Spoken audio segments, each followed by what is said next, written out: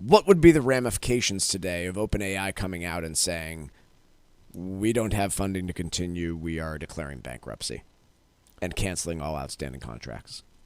So if OpenAI, let's say it's an right interesting now, hypothetical.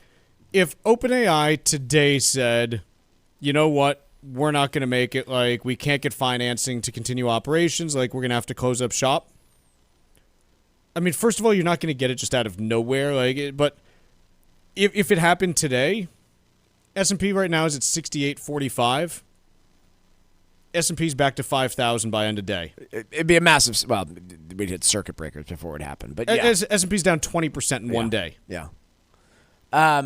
Because, quite literally, you're going to end up shaving probably a third of the value off of your big tech companies. Mm-hmm.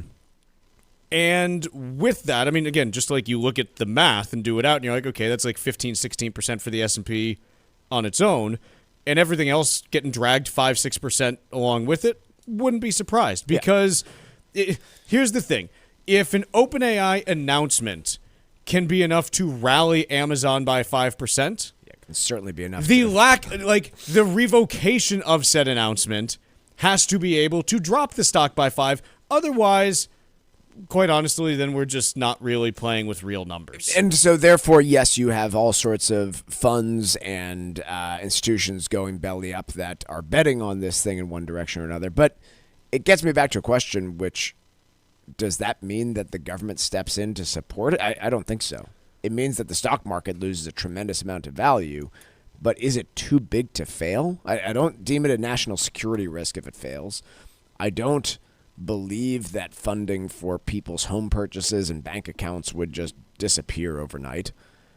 401ks would take a massive hit. Pensions funds would take a massive hit. Insurance companies might take a massive hit. But I don't know that you would go after the company at the source of all of it.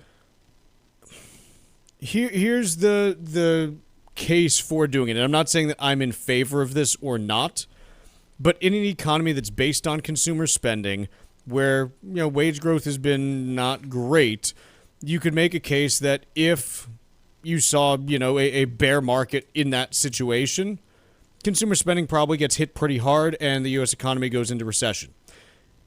Does that mean that you bail them out?